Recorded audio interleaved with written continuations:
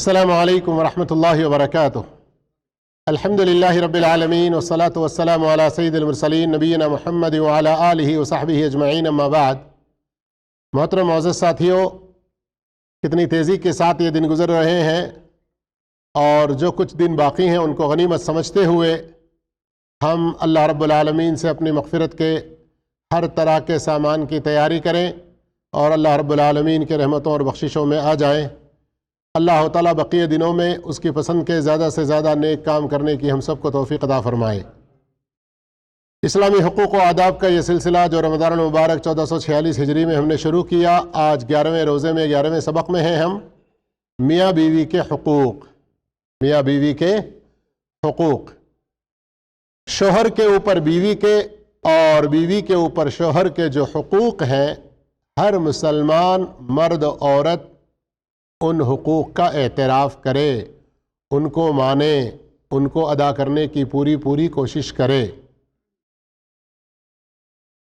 اور یہ حقوق اللہ رب العالمین نے متعین فرمائے ہیں، اور اللہ رب العالمین نے ان کے بارے میں مختصر انداز میں ذکر کرتے ہوئے سورۃ البقرہ آیت نمبر 228 میں فرمایا، وَلَهُنَّ مِثْلُ الَّذِي عَلَيْهِنَّ بِالْمَعْرُوفِ، وَلَهُنَّ مثل الذی علیہن بالمعروف، عورتوں کا حق مردوں پر ویسا ہی ہے کہ جیسے دستور کے مطابق مردوں کا حق عورتوں پر ہے۔ ہر مرد چاہتا ہے کہ اس کی بیوی اس کی خدمت کرے، اور دوسرے کئی حقوق کا وہ اپنے لیے مطالبہ کرتا ہے کہ عورت اس کا لحاظ کرے۔ تو ویسے ہی مرد کے اوپر بھی اس کی بیوی کے حقوق ہیں، البتہ وَلِلرِّجَالِ عَلَيْهِنَّ دَرَجَةٌ، البتہ مردوں کو عورتوں پر ایک گونا فضیلت حاصل ہے۔ اللہ رب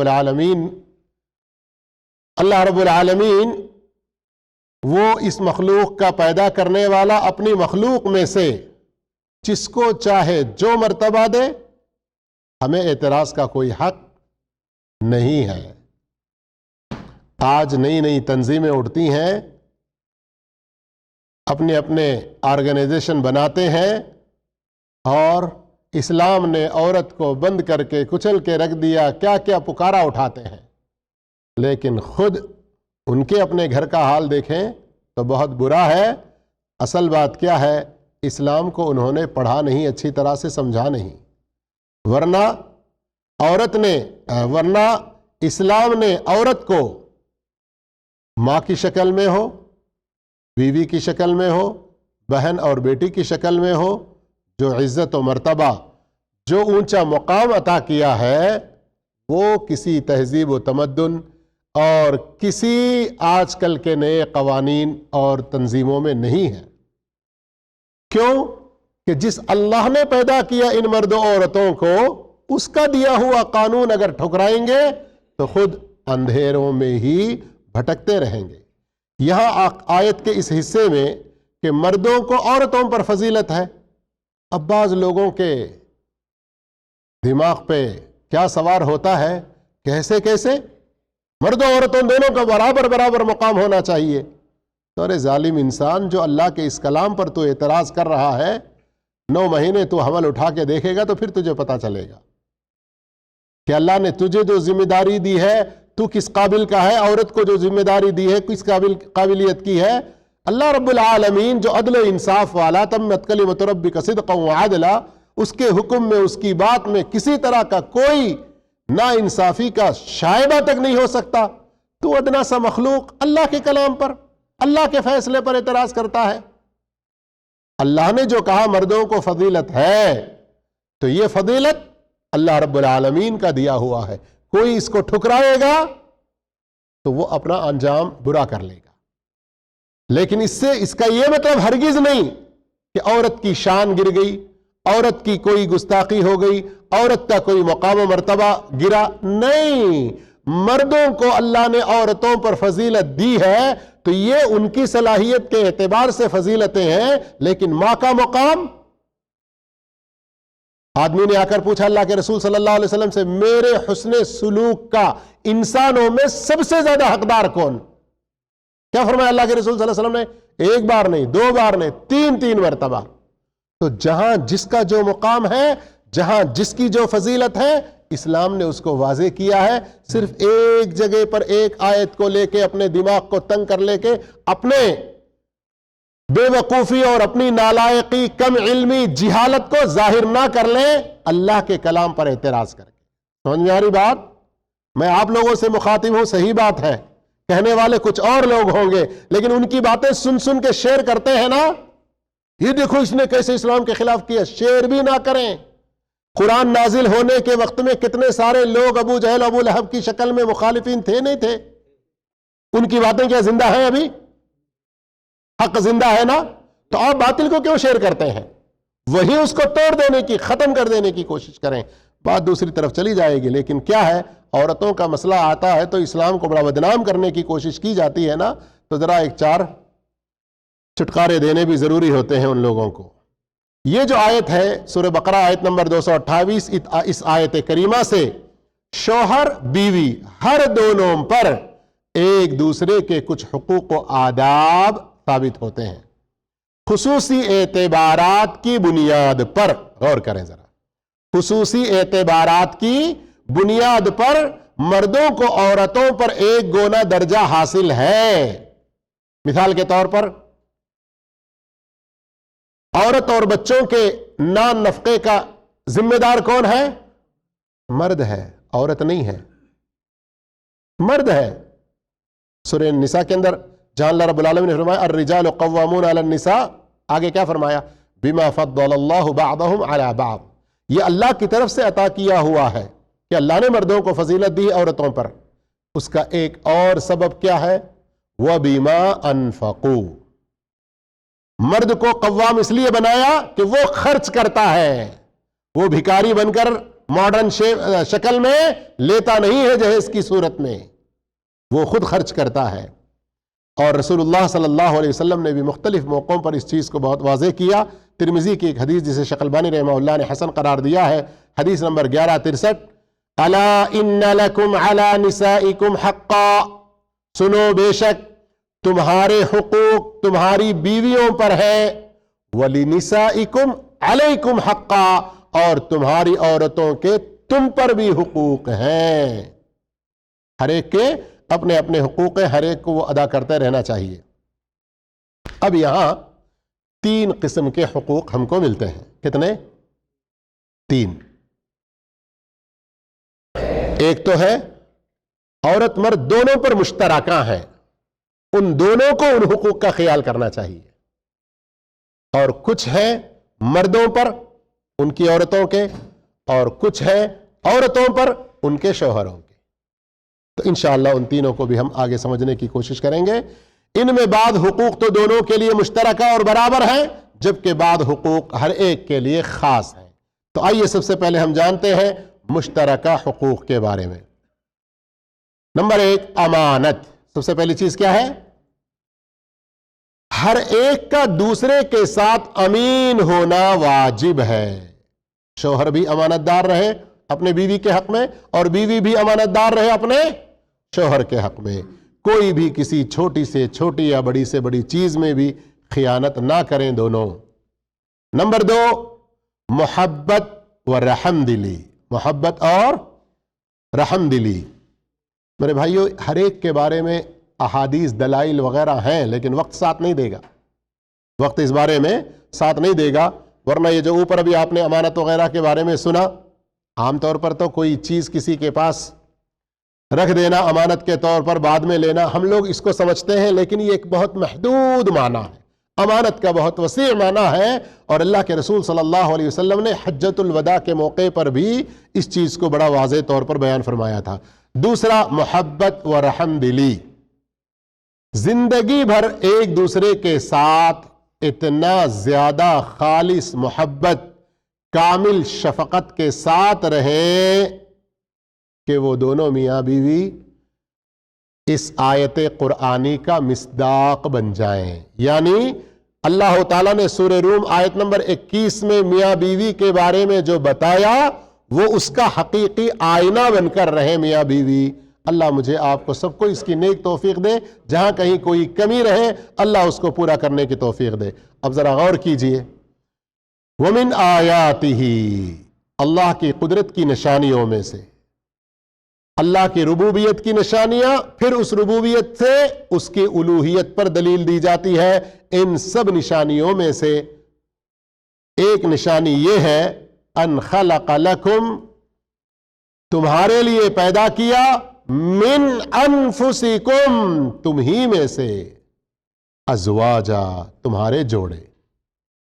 یہاں لفظ بیویاں کے بجائے لفظ جوڑا بہت اچھا ہے۔ بیویاں غلط نہیں ہے ترجمہ، جوڑا اچھا ہے۔ کیوں؟ اگر عورت مخاطب ہوئی، عورت اگر مخاطب ہوئی تو مرد ہوگا، عورت مخاطب ہوا تو اس کی بیوی ہوگی۔ لِتَسْكُنُوا، اب یہاں پر ترجمہ جو بیوی کا کیا گیا نا وہ زیادہ بہتر ہے۔ کس ناحیے سے؟ اس کے بعد والے جملے کے اعتبار سے۔ پیدائش کے اعتبار سے تو اللہ رب العالمین نے مرد کے لیے عورت، ہر عورت کے لیے مرد کو پیدا کیا، لیکن عورت کے وجود کا ایک اصل اور بنیادی مقصد سب سے پہلے آدم علیہ السلام کو کہاں رکھا تھا؟ پھر کچھ دنوں کے بعد ان کے بائیں پسلی سے، تو وہاں وہ جو پیدائش کا ذکر ہے سورہ اعراف اور دوسری جگہوں پر، اس کو بھی پڑھیں آپ تو یہی الفاظ ملتے ہیں، لِتَسْكُنُوا إِلَيْهَا، تاکہ تم سکون حاصل کرو۔ کہاں؟ الیہا، اپنی بیوی کے پاس۔ وَجَعَلَ بَيْنَكُمْ مَوَدَّةً وَرَحْمَةً، اس نے تمہارے درمیان محبت اور شفقت پیدا کر دی۔ رومانٹک اعتبار سے ہو، طبیعی اعتبار سے ہو، اخلاقی اعتبار سے ہو، ایک اجتماعی اعتبار سے، اس آیت کی تفسیر مختلف مفسرین نے بہت اچھا کیا ہے۔ عربی میں اور اردو تفاسیر میں بھی پڑھیں ان چیزوں کو، تاکہ ہم اپنے گھروں کو، ہم ہمارے اپنے میاں بیوی کے جوڑے کو اس آیت کے مصداق بنا سکیں۔ نیز نبی کریم صلی اللہ علیہ وسلم کی اس حدیث کو بھی صحیح سمجھنے والے بن جائیں میاں بیوی، من لا یرحم لا یرحم، جو رحم نہیں کرتا اس پر بھی رحم نہیں کیا جاتا۔ جی ہاں، عملی زندگی میں بہت ساری ایسی مثالیں میاں بیوی کی آتی ہیں۔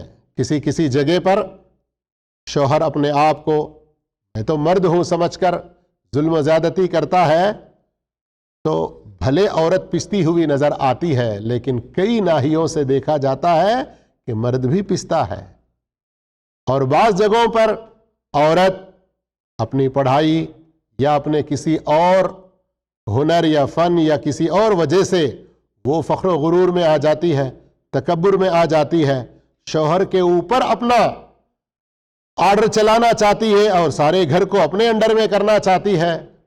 اس وجہ سے کہیں کہیں چل جاتا ہوگا، لیکن وہ اس ظلم کی چکی میں وہ بھی پستی ہے۔ بھلے میں کیسی عورت ہوں معلوم ہے، میرا شوہر دم نہیں ہلا سکتا میرے سامنے، کہہ لیتی ہوں گی کچھ عورتیں اپنے سہیلیوں کے سامنے، لیکن اس کی دم بھی کٹتی رہتی ہے، لیکن اس کو نہیں پتا ہوتا ہے۔ اس کی اپنی دم کٹتی رہتی ہے، لیکن اس کو شعور اس وقت ہوتا ہے جب پچھتاوے کیا بات بنے۔ اللہ ہم سب کو ہدایت نصیب فرمائے۔ یہ میں بات ایسے ہی نہیں کہہ رہا ہوں، کئی زندگیوں کے واقعات، سوالات سامنے آنے پر اس کی روشنی میں کہا ہوں۔ نمبر 3، آپس میں باہمی اعتماد ہونا چاہیے۔ آپس میں باہمی اعتماد ہونا چاہیے، دونوں ایک دوسرے پر اس قدر کامل بھروسہ کریں کہ کوئی دوسرے کی سچائی، خیر خواہی اور اخلاص میں ادنا سا شک بھی نہ کریں۔ کیوں؟ یہ دونوں میاں بیوی بننے سے پہلے ان کے درمیان میں ایمانی اخوت اور بھائی چارگی بھی ہے، تو اس کا تو حق بنتا ہے کہ آپس میں اعتماد۔ اللہ رب العالمین نے فرمایا انما المؤمنون اخوہ، سورۃ الحجرات، بے شک ایمان والے آپس میں بھائی بھائی ہیں۔ اور اللہ کے رسول صلی اللہ علیہ وسلم کا یہ فرمان بھی کہ لا یؤمن احدکم حتی یحب لأخیہ ما یحب لنفسہ، تم میں سے کوئی اس وقت تک مومن نہیں ہو سکتا جب تک وہ اپنے بھائی کے لیے وہی پسند کرے جو اپنے لیے پسند کرتا ہے۔ تو جب آپ اپنے لیے چاہتے ہیں کہ میری بیوی ایسے اخلاق سے رہے، اتنے اچھے انداز میں رہے کہ میرا بھروسہ اس پر سے ٹوٹنے نہ پائے، ٹھیک اسی طرح سے عورت بھی چاہتی ہے کہ اس کا جو بھروسہ اپنے شوہر پر ہے، جو اعتماد ہے، وہ اس کا اعتماد مٹی میں نہ مل جائے۔ ازدواجی رابطہ، تعلق ایمانی بھائی چارگی کو اور بڑھاتا ہے اور اس میں پختگی اور اعتماد پیدا کرتا ہے۔ اس لیے بات تو چل رہی ہے میاں بیوی کے درمیان کی، لیکن اخوت ایمانی کے حوالے سے جو دلیلیں ہیں یہاں پر پیش کی گئیں۔ نمبر 4، عام حقوق و آداب۔ عام حقوق و آداب جیسے معاملات میں نرمی، چہرے پر شگفتگی۔ شگفتگی سمجھ رہے ہیں؟ آج کل سوشل میڈیا میں آ کر ایسی ٹوٹی پھوٹی اردو انگلش سے ملی ہوئی، اور اس کے اندر پھر بیچ میں بھوجپوری، پنجابی، تیلگو، دوسری زبانیں بھی ایسی اردو میں مکس ہو جاتی ہیں کہ اردو کا جنازہ نکل جاتا ہے، اللہ رحم کرے۔ تو پڑھیے ذرا، اردو کو پڑھتے رہیں اردو کو۔ لیکن آج کل کے جو اللہ ہدایت دے اردو ادب کی ترقی کے نام پر جو کچھ مشاعرے وغیرہ ہو رہے ہیں، اس کے اندر اردو ادب کی خدمت سے زیادہ واہیات اور دوسرے غیر اخلاقی کلام کی زیادہ بھرمار ہو رہی ہے، اللہ ہدایت دے سب کو بھی۔ کریمانہ اخلاق، تقدیر و احترام، یعنی آپس میں معاملہ میں نرمی اختیار کریں، ہر ایک دوسرے کے بارے میں ہمیشہ چہرے پر مسکراہٹ رہے۔ اور اس سلسلے میں حدیثیں بہت واضح ہیں۔ دنیا بھر کے ٹینشن، کام، پریشانیاں، مصیبتیں مرد پر رہیں، گھر میں داخل ہونے کے وقت میں وہ سب کو گھر کے دروازے کے باہر ہی پھینک کر داخل ہو۔ گھر میں عورت کو پکوان، گھر، جھاڑو، صفائی، کپڑے دھونا، بچوں کی خدمت وغیرہ سارا کچھ، کتنی پریشانیاں رہیں، بیماریاں وغیرہ، گھر میں شوہر داخل ہو رہا ہے، جب شوہر اپنی بیوی کو دیکھے سرت ہو، حدیث کے الفاظ ہیں۔ تو یہ اس طرح کا آپس میں ایک دوسرے کے ساتھ مسکراہٹ، خوشی، کریمانہ اخلاق، یعنی بہت ہی عمدہ، بہت اچھے اخلاق، اور ایک دوسرے کے ساتھ تقدیر و احترام، ایک دوسرے کی عزت کرنا، ایک دوسرے کا احترام کرنا۔ تو کیا ہے، کوئی نہیں کر لے رہا تھا اس لیے میں کر کے لا لیا۔ کبھی غصہ آ گیا، لیکن اتنا زیادہ ایسے جملے بھی نہ کہیں کہ بیچاری زندگی بھر یاد کرتے ہوئے پریشان رہے۔ ہو سکتا ہے کسی یتیم خانے سے ہی آپ اٹھا کر لائے ہوں گے، لیکن کچھ عرصہ اچھے رہے بھی تو ہیں آپ لوگ۔ تو اب جب غصے میں آئے تو اس طرح کی بھی باتیں نہیں ہونی چاہیے کہ زندگی بھر وہ پچھتاتی رہے۔ اور ایسے ہی عورت کو بھی ذرا اللہ رب العالمین، یہی وہ اچھے اور معروف آداب ہیں جن کے اپنانے کا اللہ عز و جل نے ہمیں حکم دیا ہے۔ وَعَاشِرُوهُنَّ بِالْمَعْرُوفِ، وَعَاشِرُوهُنَّ بِالْمَعْرُوفِ۔ صرف سورہ بقرہ کے اندر آپ دیکھ لیں، یہ لفظ معروف میاں بیوی کے درمیان میں کئی جگہ اللہ نے استعمال کیا ہے۔ اور امام حرم مکی شیخ صالح بن حمید حفظہ اللہ اس پر ایک جمعہ کا خطبہ اتنا شاندار دیے کہ بہت وائرل ہوا تھا ماشاءاللہ۔ اور اس آیت کا معنی کیا ہے؟ عورتوں کے ساتھ معروف طریقے کے ساتھ نباہ کرو۔ اور اسی موقع پر میں آپ کو یاد دلاؤں گا، وَلَا تَنْسَوْا الْفَضْلَ بَيْنَكُمْ، جو قرآن مجید کی ایک آیت ہے، اس کو، اس کی شرح کو، تشریح کو بھی پڑھ لیں کہ طلاق ہونے کے بعد آپس میں ایک دوسرے کے تعلقات کے حوالے سے اللہ کہہ رہا ہے کہ وَلَا تَنْسَوْا الْفَضْلَ بَيْنَكُمْ۔ اب اگرچہ تمہارے درمیان میں طلاق ہو گئی ہے، لیکن کچھ دن جو اچھے مل کر رہے ہو تم لوگ، اور ایک دوسرے پر تم لوگوں نے احسان کر لیا، ایک دوسرے کے ساتھ بہت اچھا برتاؤ کر لیا، ان چیزوں کو اب طلاق کے وقت میں، طلاق کے بعد نہ بھولو کہ اب صرف برائیاں ہی برائیاں یاد کرتے رہو۔ اور رسول اللہ صلی اللہ علیہ وسلم نے بھی عورتوں کو بھلائی کی وصیت کرتے رہنے کی تعلیم دی، فرمایا استوصوا بالنساء خیرا، عورتوں کو بھلائی کی نصیحت کرتے رہنے کی میری ہدایت کو قبول کرو۔ یہاں تک ہم نے مشترکہ حقوق کے بارے میں سنا ہے۔ اب انشاءاللہ کل کے اگلے درسوں میں باذن اللہ ہر ایک کے دوسرے پر کچھ خاص حقوق و آداب جو ہیں ان کے بارے میں انشاءاللہ ہم سننے کی کوشش کریں گے۔ اللہ تعالی ہم تمام کو قرآن و حدیث کے مطابق زندگی گزارنے کی توفیق عطا فرمائے۔ آمین۔ وآخر دعوانا الحمدللہ رب العالمین۔ والسلام علیکم ورحمۃ اللہ وبرکاتہ۔